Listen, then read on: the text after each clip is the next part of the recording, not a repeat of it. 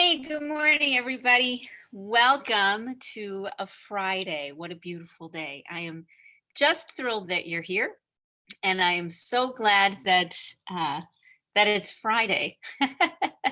We've got snow on the ground. No, say it ain't so. It's like the beginning of November. What's going on? Anyways, I even read this morning that the Farmer's Almanac said it's going to have some pretty rough snow levels this winter. So you'll see really beautiful landscapes in my backyard, that are fresh, and you'll be able to see tracks, and I'll make sure that everybody gets a chance to check out the gift that I've been given to be able to live in such a beautiful place. So who am I? I'm Rita Hickman. I'm a body mind expert. I'm a shiatsu massage therapist. If you don't know what that means, look it up. And I help women who are in narcissistic and toxic relationships really look at them from a whole different perspective.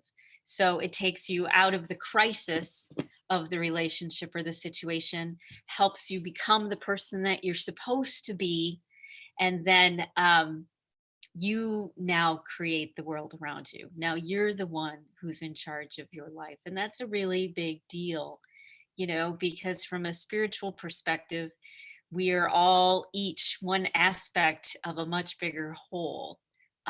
We're an important voice, an important face in this picture of the universe, of whatever that looks like.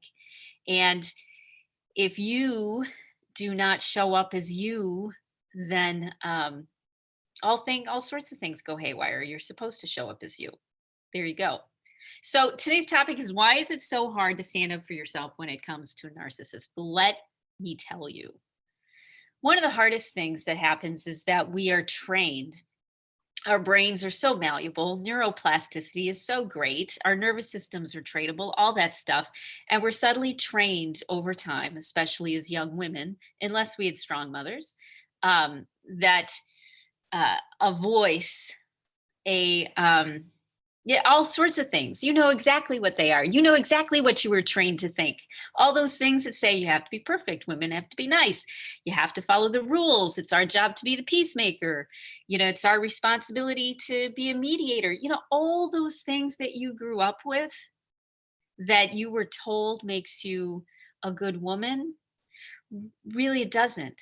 Most people, a lot of people in this world that we live in, they're coming from a place of fear, probably even family members that you had and whatnot. I know if you're watching this, you've been through lots of roller coaster type stuff. Not everybody, but probably you. Otherwise, you wouldn't be watching this.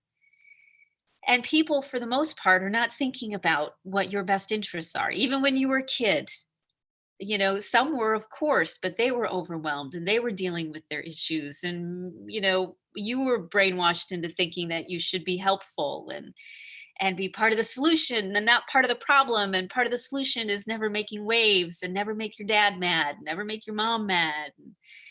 It's a whole crazy train that we're brainwashed, and then we go into the world and we're brainwashed some more by the media saying this is, women need to look like this or sound like this or be like this.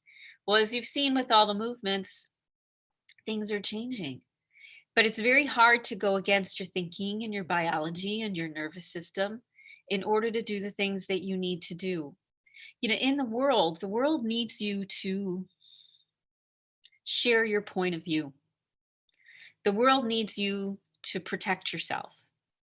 The world needs you to share your unique experiences in life. That's what the world needs. That's what the world has to have. And when we allow ourselves, when we don't do the things we need to do to try to stay as balanced and zen and calm and open-minded as possible, then we fall into the trap of walking in and we just start swinging. There's so much going on in the world, so much in every single situation. I had a wonderful mentor, 350 pounds, Bruce Hardwick. Oh my gosh. He was such a pain in the butt. He had such a personality. He was so not nice. He had such an anger management issue. He threw a toilet through a window once, I think. I mean, just a wonderful, a wonderful, diverse, colorful human being. And he too was admired around the world for, you know, for for who he was. All the things that we think we should be, they lied to us. That's not who we're supposed to be. We're supposed to be ourselves as much as we possibly can. And that's very hard when all the messages around you say, give in, cave in, give people what they want, people please, all of that stuff, the bullying and the narcissists and the predators and all of that, they exist. I read this great article the other day. It was about the purpose of predators in nature.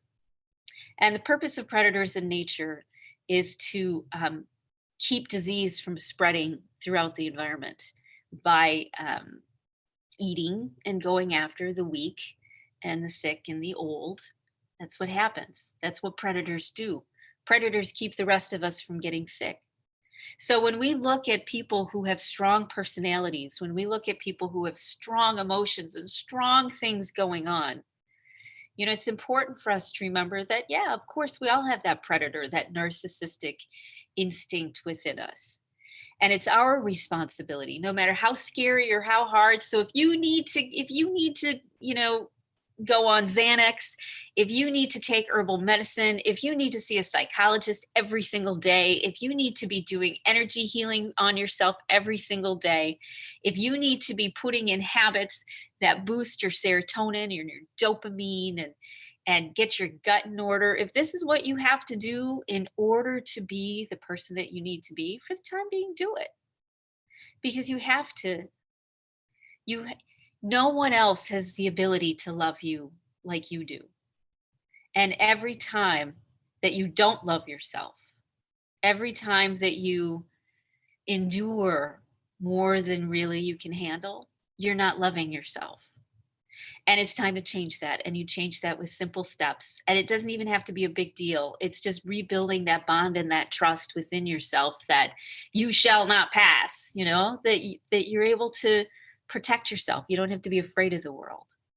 You don't have to be afraid all the time. Even though the narcissist, because of whatever they're going through, whatever their mental, emotional, physical, whatever stuff is going on with them, it's your job to be the person that you're supposed to be. And they possibly, as the predator, are encouraging you to be that. Whatever it may look like, doesn't matter. Stay, go, fight, don't fight. We all have different things that we need to balance out. We all have different things that we need to be working on. And it's not just the things we need to be working on, but we need to work on them in order. So the best thing that you can do is to take care of yourself, take care of your needs, take care of your emotions, take care of your body, get the things that you need. And when you do that, it's not that now you start setting boundaries with the narcissist and you tell them that this is it, no more, and I'm out of here. And, it's not it. It's that you say, you know what, this is what I need to be doing for myself right now.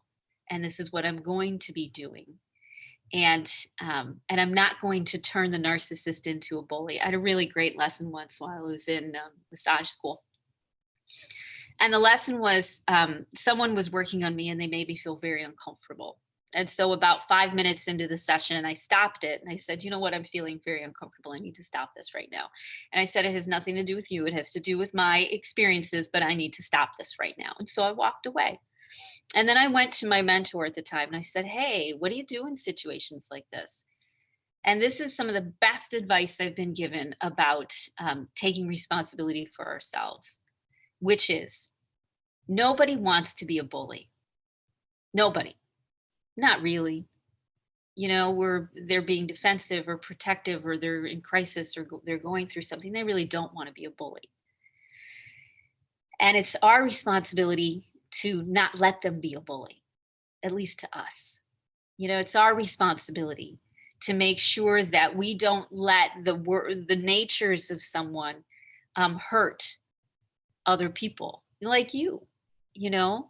I could have sat there and endured, an hour of creepiness and anger and fear and ups and downs, and then walked away and then felt traumatized by it all, or I could have stopped it, walked away, and said, you know what, it's okay. I need to do something different now. Now, you might be frightened of the narcissist. I totally get that because they're very strong emotions and they're used to getting their way and they're used to being very authentic, the person that they are at all times. And that's cool. But you need to not let yourself be victimized, which means that you need to do what you need to do to not be victimized. Whatever that may be, you have to protect yourself. Okay. So, even in your closest, most meaningful, most loving, most wonderful relationships, no one is perfect. No one is superhuman. And because they aren't superhuman, you cut them a little bit of slack and you take up your responsibility, which is to make sure that you don't allow the people that you love to behave in ways or to make you feel or to destroy you. You can't let the people that you love destroy you. You just can't, you know? And so if you really love them, you say, I'm not going to let you be that person. I'm not going to let you be that person. And because I love you so much, I'm going to be the one that says it. And that's where your voice comes from. That's when you're understanding and the permission to be used, because you say to yourself, I'm not going to be a victim and I'm still going to love. I'm still going to be open. I'm still going to care. I'm still going to figure it out. You're staying in that space of non-judgmentalism because that's really healthy for you to stay there, to stay in that place of non-judgmentalism and just be as loving as you can. But loving not just for them, but loving for you. And loving everybody enough that you say, this is what I need. And then you follow through with that. It's a process. It's a long process. Some people are ready for it. Some people aren't. Some people will take time. We're all on our own paths. And maybe it's this lifetime and maybe it's another lifetime. Who knows? Could be. But in the meantime, you're going to be fine. Keep watching these videos, getting the things that you need. And when you are ready, when you feel solid, when you feel like you have enough support, that's when you can start having your voice. You don't have to have your voice necessarily coming out of anger and hurt and wanting to hurt and betrayal. And you don't want to come from that place. That doesn't help anybody. You need to come from the place of love, but you also have to come from the place of strength for yourself. You have to be able to trust you. Okay? So I hope this was helpful. Nice Friday philosophical monologue from me. I hope you have a great rest of your day. I'm certainly going to do my best. And I will see you Monday. I'm excited about it. I hope you have a great weekend. And I'll talk to you later. Bye.